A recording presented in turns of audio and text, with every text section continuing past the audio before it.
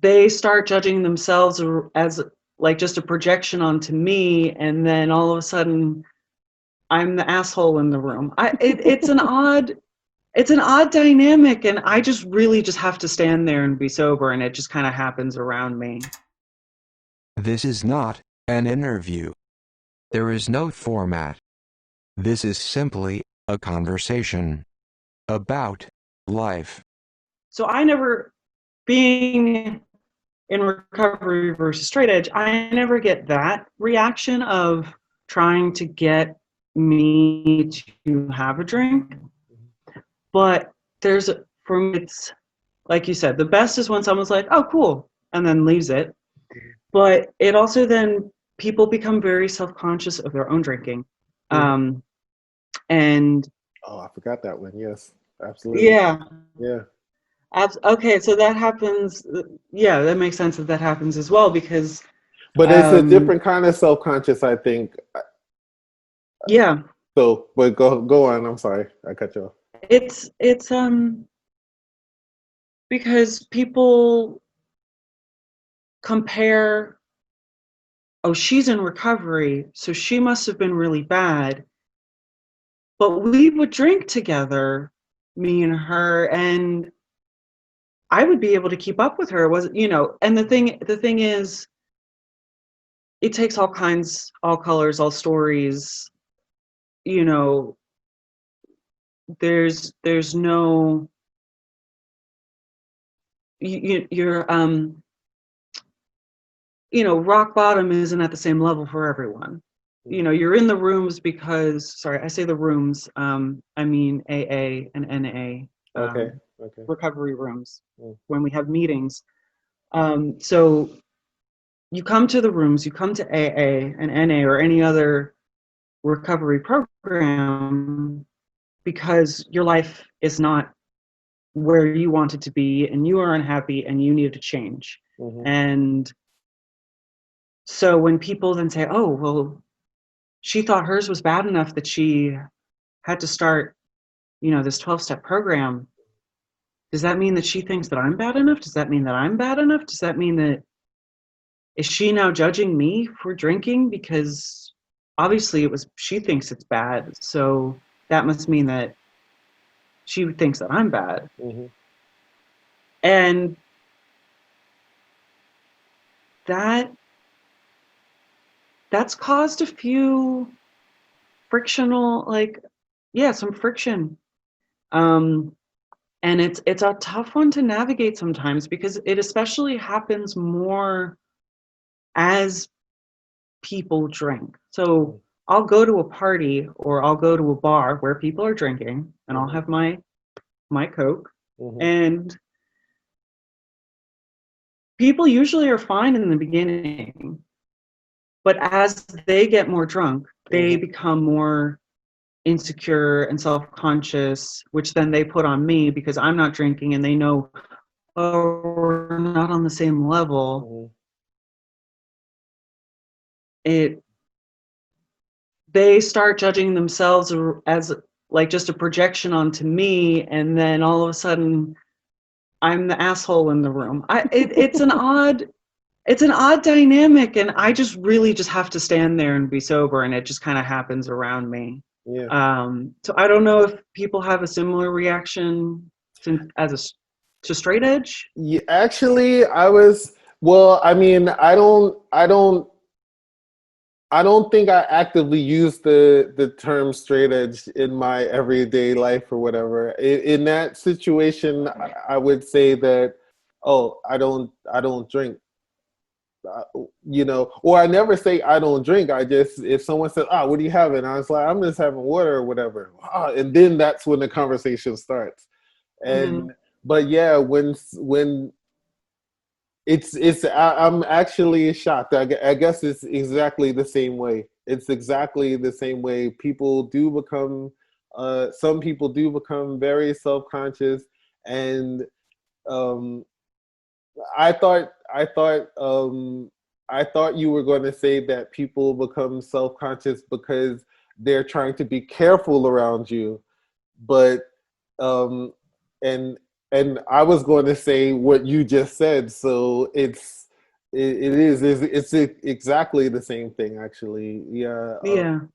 people do become self-conscious, and and it's like they keep bringing it up in the conversation, and I'm like, hey, I'm like not even talking about this. I'm here having a, Yeah. like, what do you? We Relax. could literally talk about anything else, but for some reason you keep bringing up how drunk you are. Yeah, yeah, So, yeah. yeah, I mean, it's also interesting because when it comes to people judging themselves, because I went from drinking and using to an abrupt stop and then not, that also caused a shift in relationships, as opposed to, I'm guessing, if this is just what you've done. So, like, you never based a relationship off of drugs or alcohol, Right. whereas that's something that I had to deal with. And these, for me, tend to be the people that have the most judgment in that way. Mm, yeah. They're very happy for me and they're very proud of me, but there's still that self-judgment. Well, we used to party together and she never seemed that bad, so now what does that mean? What does that mean for us? And it's, I don't know if I have people that are careful around me. Usually they'll ask maybe in the beginning, like, do you mind if I have a drink? And then once I kind of give the okay, like, it's fine, then they'll go and they'll do their normal, you know, course of action as they would normally. But that dramatic shift in relationships of,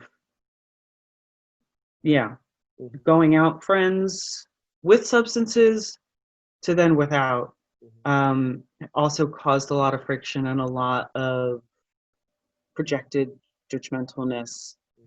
So, Yeah. yeah, And that see, might be a that's what I difference. mean. That I think it's a whole other level. That's exactly part of what I'm talking about. It's another level of what you. I mean, I'm 99% sure there are people who would prefer not to be around me because they don't feel like they can be free or whatever, you know, Right.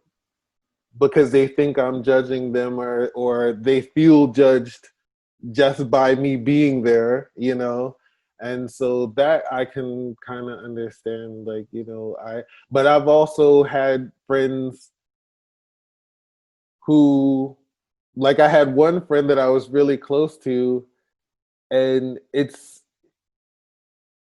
she stopped hanging out with us because she went further into, like, she kind of got, I forget what this little scene was like, around, like, what do they call these people? They used to have these motor scooters, and they kind of dressed up a lot. I think it was around the time.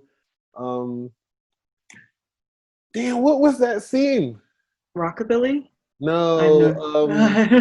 no, no, Motor no. scooters and dressed up in what?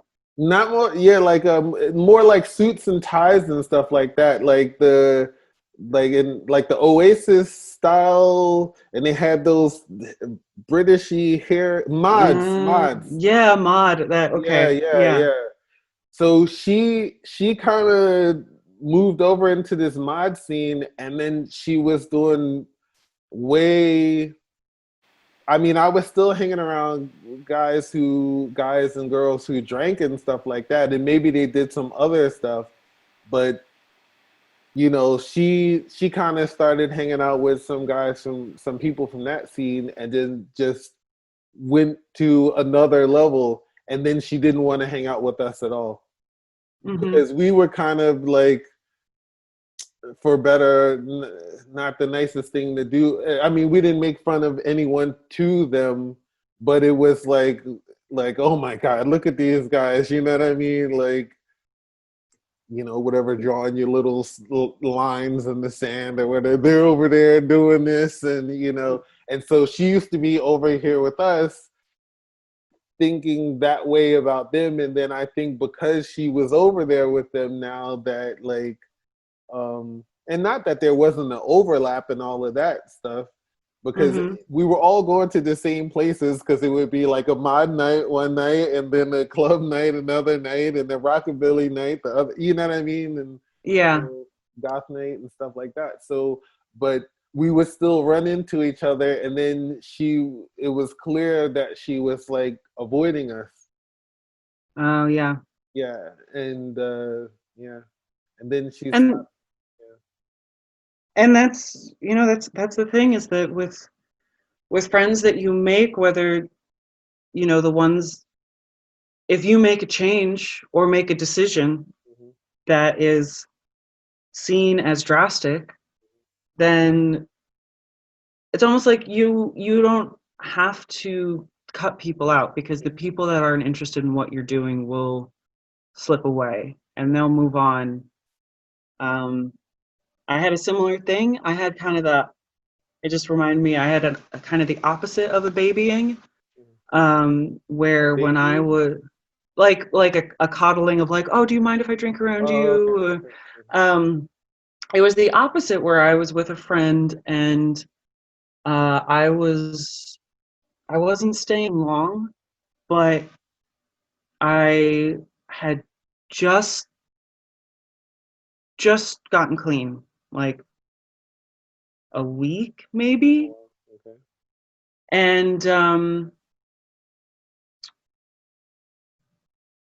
she knew, but she was like, "Well, I'm gonna order the cocaine, and like you could stay or you could not, and this is what I'm gonna do. So if you have a problem with it, then that's too bad, because if we're gonna hang out, you're gonna have to deal with me doing this if you're gonna choose not to. And you're not, you're out of the band, and all right, well, I'll see you when you get back." Mm, Like, meaning, right. back into the parties, and yeah, and then I really didn't hear from her for quite a while. I haven't seen her since. And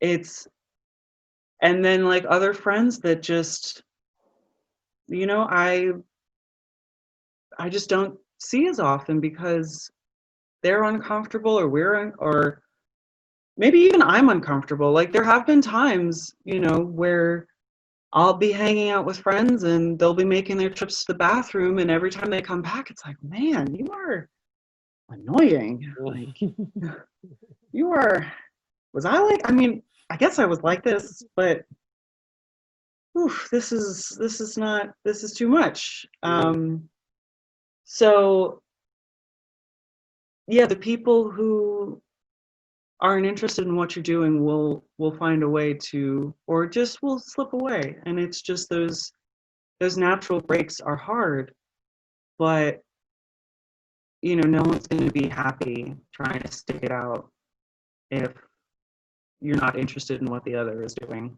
right, right, right. And maybe that's a good thing, actually. Yeah. No, Maybe that's. I think it is. I mean, I think otherwise you're trying to force something. You're trying to control a situation, and it's always a matter, as long as you part with goodwill, Mhm. and with a lot of, most all, no one's coming to my head who I wouldn't, if they called me and was like, "Hey, I'm really up Shit's Creek right now. I need your help." Mhm. I would I would help, but to hang out on a Friday night, maybe not anymore. Right, right, right. But that's how it goes. I mean, now when now I have a group of friends that some are some are sober, some are in recovery, some are not, some Mhm. are just, and because when you do have that connection of wanting the same things, of having similar goals, similar aspirations, and just supporting each other in what you're doing, I mean, it's just so much better than trying to hang on to someone just because you guys used to hang out. Yeah. See, this is how prophetic Boy George and Culture Club were. They said time makes lovers feel like they got something real. Yes, Yeah. absolutely. What is it? The sunken cost fallacy of like, I've put so much time and effort into this person, I would be losing so much if I backed out now. It's like, no, Mm, you've put in what you've put in, and in the time, that was what you needed and wanted to do. yeah. But putting more into this isn't going to get you anywhere, Right. and it's not going to add or enrich either of you. Yeah. Yeah. So, Yeah. absolutely. See. Well, look, I'm realizing. See, we were closer than we thought. See, come on. Yeah, Right. absolutely. Okay.